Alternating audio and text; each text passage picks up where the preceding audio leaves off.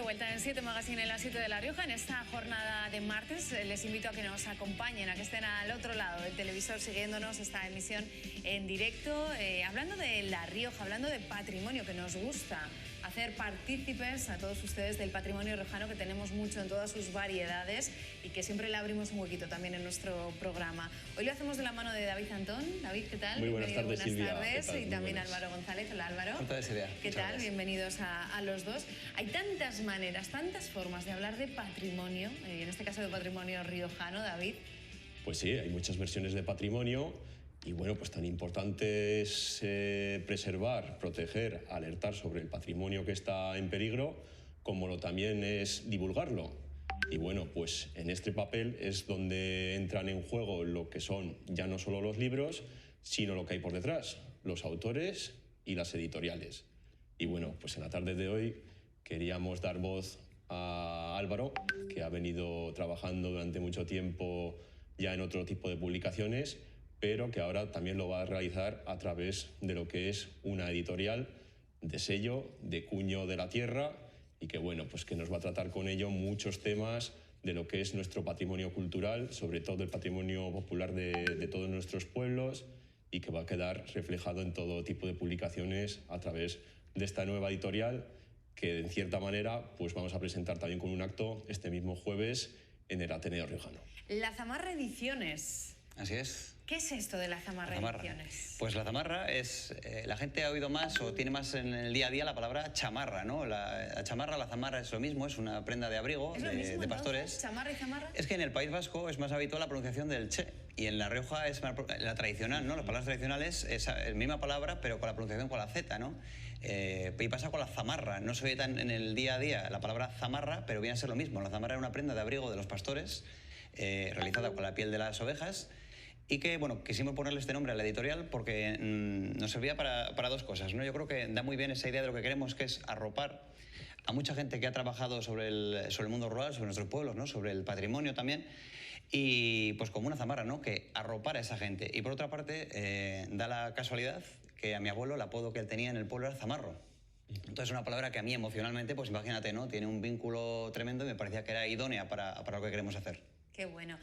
Muy interesante esa reflexión que nos traes, David, porque claro, hablamos de patrimonio muchas veces, de cómo recorrerlo, lo hemos hablado muchas veces en tu caso, ¿no? De esas rutas que nos traes para recorrer La Rioja, de cómo poner en valor arquitectónicamente, culturalmente, pero claro, todo ello hay que divulgarlo, todo ello hay que transmitirlo, y se hace a través de las palabras y de los libros, y en este caso las editoriales. Sobre todo porque estamos hablando de que las fuentes documentales al final es lo único que nos va a quedar y perdurar, sobre todo con el paso del tiempo, sobre todo en este tipo de patrimonio que se va desvaneciendo en muchos de nuestros pueblos, y sobre todo en el patrimonio que llamamos sumergido, el que quedó debajo de las aguas, que ya prácticamente no queda nada, y que bueno, pues como digo, lo importante es dejarlo por escrito sobre todo lo que es toda la tradición y la cultura popular, y a través de los libros en adelante, pues el que quiera recurrir a ellos sabrá un poquito más de todo lo que es la historia y del patrimonio de nuestros pueblos, sobre todo, como digo, de los que quedaron debajo de las aguas, que es uno de los grandes temas que ha venido desarrollando Álvaro durante tanto tiempo. Claro, eso de patrimonio sumergido bajo las aguas, de esto sí que conoces, ¿eh?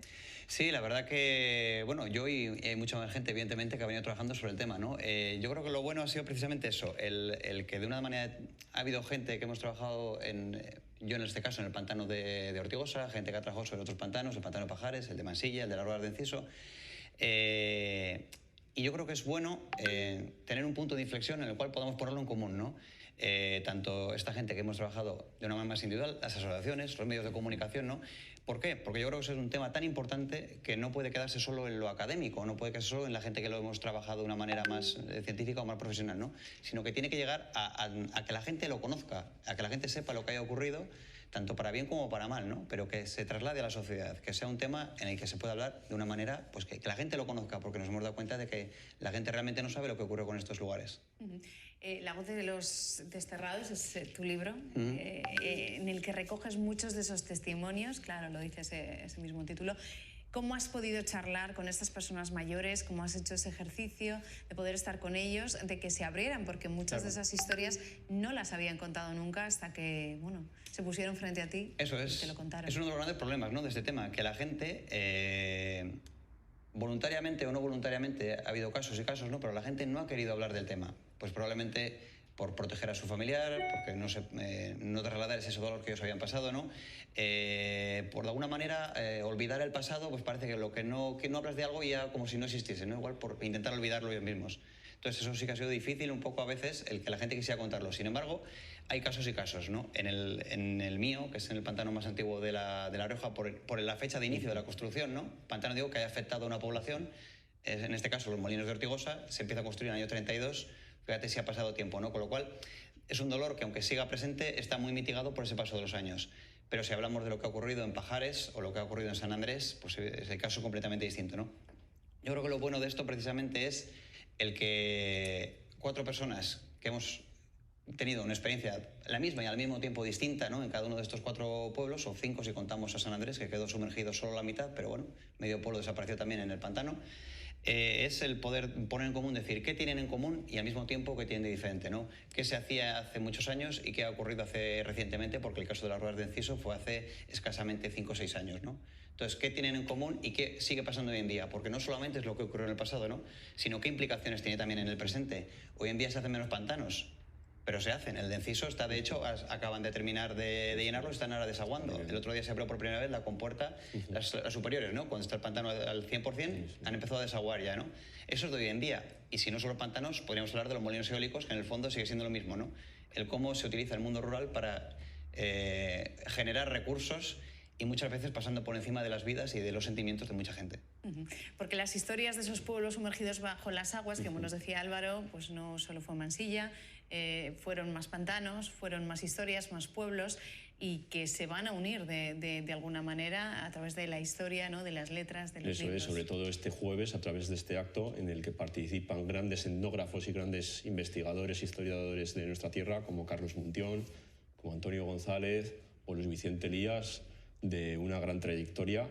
Y bueno, pues como digo, sobre todo a través de estos libros y de estas ediciones, lo que hay que hacer es preservar la memoria colectiva, porque solo hay que imaginarse ya la situación de desamparo, de desarraigo que tuvieron que sufrir todas estas gentes cuando en su día ya les dijeron: oye, os tenéis que marchar de aquí. Y ya no quedó nada, porque en muchos de estos sitios lo único que tenemos son muy pequeños restos. Y eso que incluso se llegaron a hacer promesas en su día de recuperar estos restos, de hacer museos etnográficos, museos para la divulgación, y en muchos casos han quedado pues, en agua de borrajas, casi nunca mejor dicho. Y bueno, pues por ejemplo me está viniendo a la cabeza el ejemplo más reciente de las ruedas de Enciso, donde se intentaba preservar un molino que estaba junto al río y que bueno, pues que sus restos todavía están divagando en las cercanías del propio Enciso, y ni se va a hacer un museo ni se va a hacer divulgación de ello. O por ejemplo, mismamente, el año pasado sabíamos de los escudos del antiguo Mansilla que se iban a restaurar y a poner a exposición pública, pero ya cuando han pasado 60 años desde que se inundó el pueblo.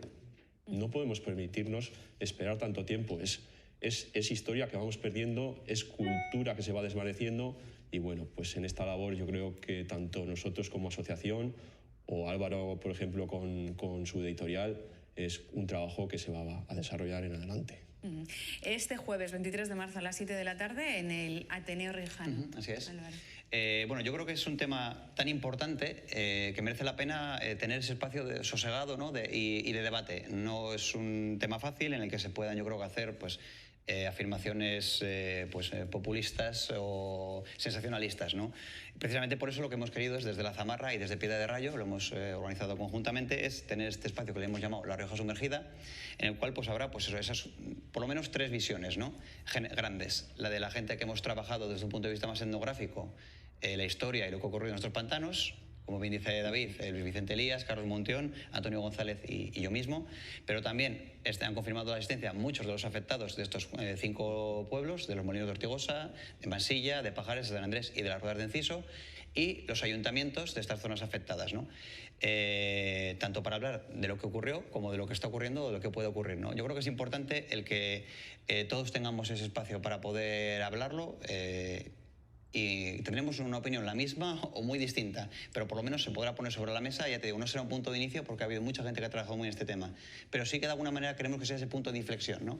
Que se pueda llegar a tener pues, un estudio más general de conjunto de los 4 lugares, de los 4 pantanos, o que se pueda hacer un trabajo que no solamente se quede ahí, ¿no? Que no se quede en el papel, porque cuando un libro o un trabajo tiene sentido es cuando la gente lo lee, cuando la gente lo conoce. Si solamente se queda aquí no tiene sentido. Por eso es importante trasladarlo al gran público. La Rioja sumergida, esas historias que van a quedar reflejadas en papel para que desde luego se divulguen y se conozcan. Vamos con la actualidad, antes de marcharnos. Cañas, que abre el 1 de abril. Qué gran noticia hemos tenido justo ayer, justo que llegaba ayer la primavera. Llega con esta buenísima noticia, por fin, ya era hora. Yo creo que era una de las grandes reivindicaciones en la que tanta beligerencia habíamos venido haciendo desde Rioja Nostra. Su reapertura, desde el 2019 estaba cerrado y bueno, pues hay que ir todos a Cañas, hay que visitar este tesoro y esta joya del patrimonio riojano con todo lo que tiene dentro, con su claustro, con su templo, con su retablo, con su museo también, con su sala capitular. Y bueno, no hay que perdérselo y bueno, pues es uno de los sitios que, como suelo decir en muchos programas, por lo menos hay que ir una vez en la vida. Bueno, pues a partir del 1 de abril, esa era la gran noticia, el Monasterio de Cañas que vuelve a abrir sus puertas y en este caso, en este programa que hablamos tanto de patrimonio y lo defendemos y por supuesto de la mano de expertos como vosotros, estas buenas noticias se celebran y mucho. Claro que sí. David, Álvaro, gracias a los dos por haber estado aquí con nosotros. A vosotros. Gracias. Muy bien. Nos vamos.